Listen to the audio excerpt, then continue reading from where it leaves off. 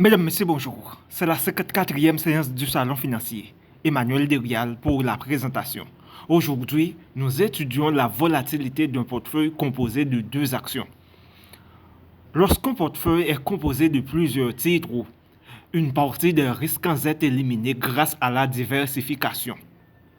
Le risque résiduel du portefeuille dépend du degré d'exposition des actions à des risques communs. Il faut donc disposer d'outils statistiques pour quantifier le risque commun des actions et la volatilité du portefeuille. Maintenant, combiner les risques. Comment le risque d'un portefeuille évolue-t-il selon le type d'action qui le compose? Il est de composer deux portefeuilles équipondérés composés chacun de deux actions.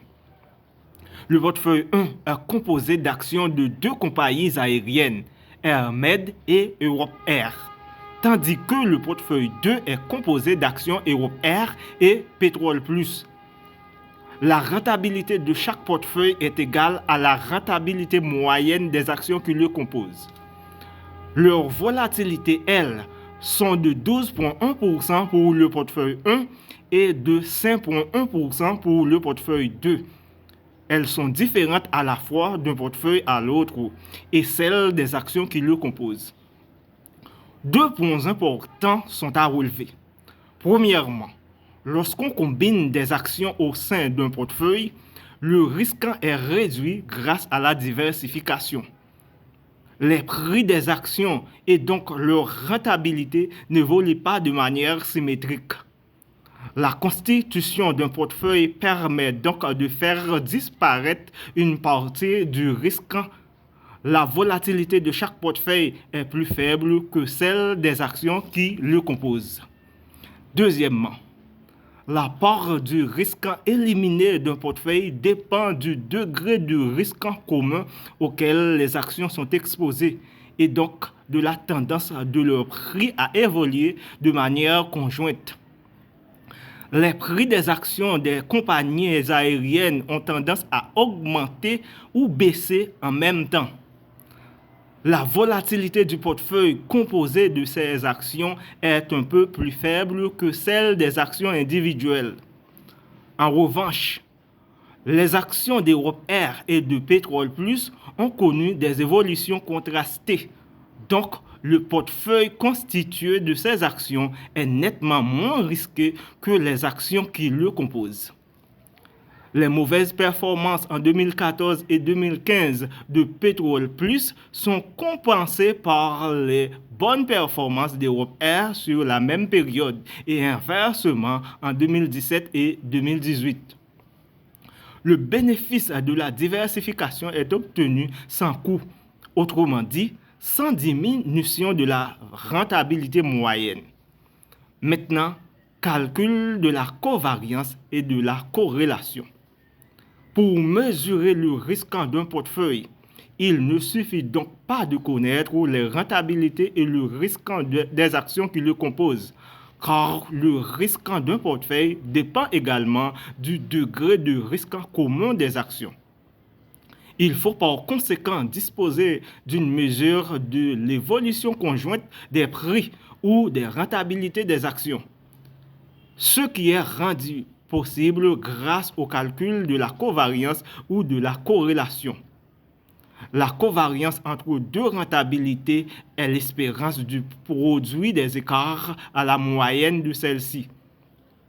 Covariance de rentabilité I et de rentabilité J est égale à l'espérance de rentabilité I moins l'espérance de rentabilité I multiplié par rentabilité J moins l'espérance de rentabilité J.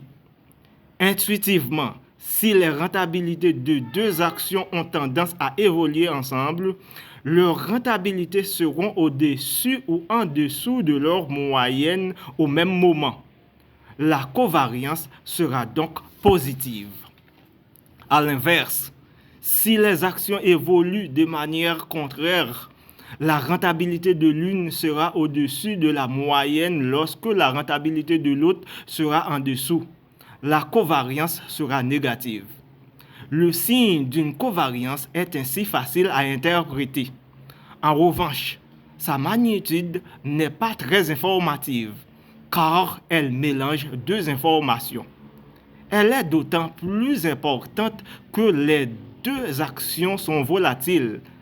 Les écarts de leur volatilité à la moyenne sont importants et qu'elles évoluent dans le même sens. Le calcul de la corrélation des rentabilités neutralise l'effet volatilité de chaque action. La corrélation est en effet égale à la covariance des rentabilités divisée par le produit de leurs écarts types. Corrélation de rentabilité I et de rentabilité J est égale à la covariance de rentabilité I et de rentabilité J sur l'écart type de rentabilité I multiplié par l'écart type de rentabilité J. Un écart type étant toujours positif, la corrélation est de même signe que la covariance. Son signe s'interprète donc de la même manière. En divisant la covariance par le produit des écarts types des rentabilités, on s'assure que la corrélation est toujours comprise entre -1 et +1. La corrélation permet une mesure précise de la relation liant les rentabilités de deux titres. Une corrélation égale à +1 signifie que les rentabilités des deux titres sont positives ou négatives en même temps et que leurs variations sont en pourcentage identiques. Une corrélation nulle implique une absence de lien entre les deux évolutions des rentabilités. Une corrélation égale à -1 indique que les sens de variation des actions sont opposés et de même ampleur. La corrélation est par conséquent une mesure indirecte du degré de risque en commun partagé par les rentabilités de deux titres. Plus elle est proche de +1, plus les rentabilités ont tendance à évoluer ensemble du fait de leur risque en commun. Merci de nous avoir prêté attention. Au revoir.